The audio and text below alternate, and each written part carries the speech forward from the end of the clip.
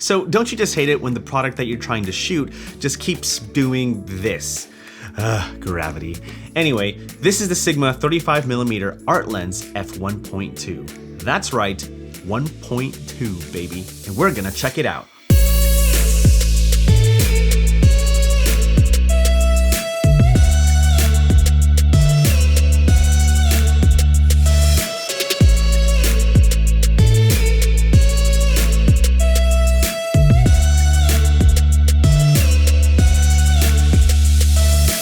So why shoot at f1.2? Isn't f1.4 good enough?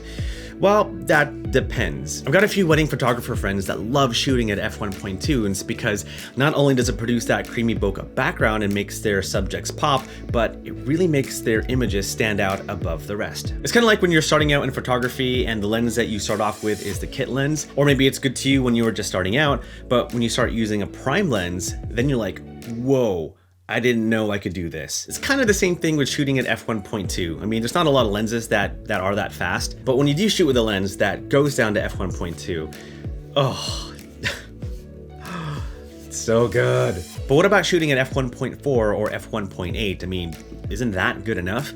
And most cases, yes, absolutely. And so really it's just kind of preference. I mean, if you've been in the game for quite a while and you're shooting with a lens that's at a constant f4, then you might start to see that your images kind of look the same, which might lead you to experiment with other lenses with different aperture capabilities. And so shooting at f1.2 is simply a creative and personal choice. At first glance, there might not be a significant difference between f1.2 and f1.4, but there are some of you that have been in the game long enough to tell the difference between f1.2 and f1.4, and with that experience, a photographer or a videographer might want to shoot at f1.2 for a specific scene or project, and another creative might be totally fine shooting at f1.4. And so really it's just a creative and personal choice. But I will say, shooting at f1.2 kind of blew my mind.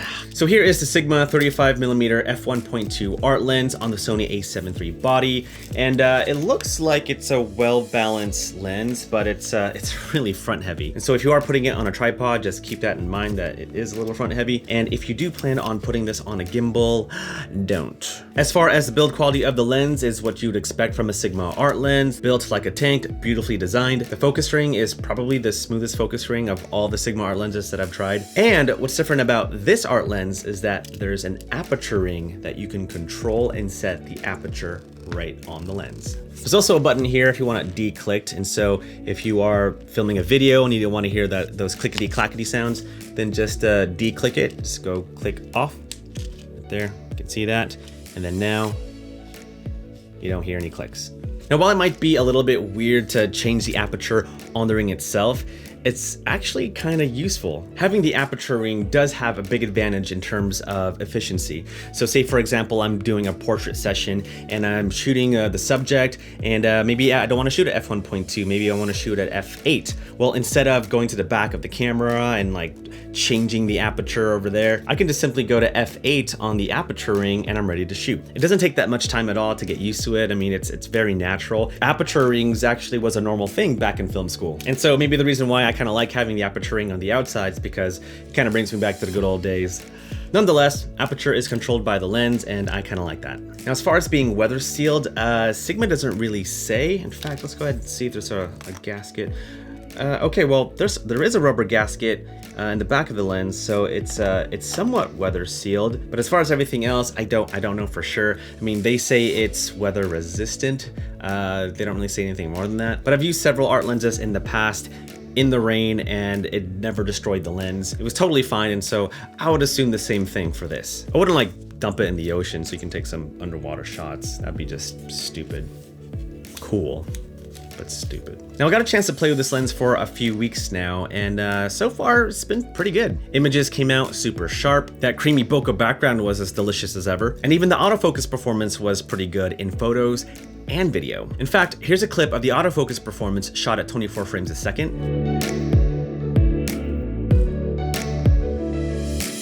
And now in slow motion at 120 frames a second.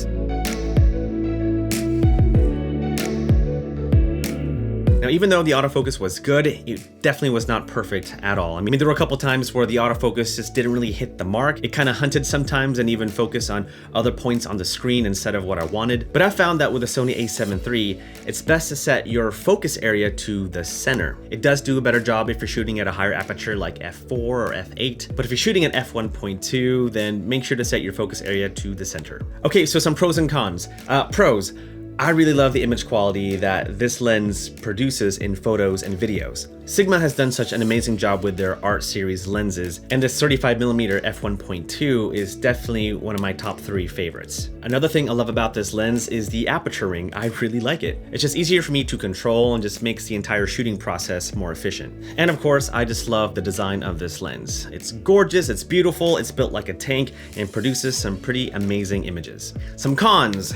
Well, as beautiful as a lens this is, it's a really heavy lens. And so if you're shooting a wedding all day, 10-12 hours, it can wear you down like real quick. And really the only other thing is the price. I mean, this lens costs about $1,500 US. And I know that might be a lot to many of you, but this is a specialty kind of lens. I mean, not many lenses shoot at f1.2, which is why I'm going back to what I said before, that shooting at f1.2 is a creative and personal choice. If you have all the lenses in the world, you have a wide angle zoom lens, you have a standard zoom lens, you have a telephoto, you might even have a couple of prime lenses, but you don't have a lens that shoots at f1.2. Then you might want to consider trying this lens out because it's going to be different to all your other lenses. But if you are just starting out, then a lens like this probably won't be a practical lens for you. You might be better off with starting with a zoom lens so that you can play around with different focal lengths, and with that you might discover that you like shooting at 35 or at 50 or even at 70 or whatever. Point is, this lens isn't for everybody, but if you have a chance to try it out, like to rent it or something, then definitely give it a shot. Huge thanks to Sigma for sending this lens for me to play with. I absolutely love it. It's just creative, just beauty. Pure beauty. And so if you want to check out this lens for yourself, then check out the link in the description below. All right, guys, I'm out of here. Let me know, what lens should I try next? Should I go for like a super zoom 600mm lens? Or should I go for one of those f1.1 lenses that you see on Amazon? Ooh, that would be fun. Either way, let me know in the comments below. Actually, that'd be pretty fun. Let me know what lens should I try out next. I'll let you decide. But thanks so much for watching. I hope you guys have an amazing day, an amazing week, an amazing month, even an amazing year. And I'll see you in the next one.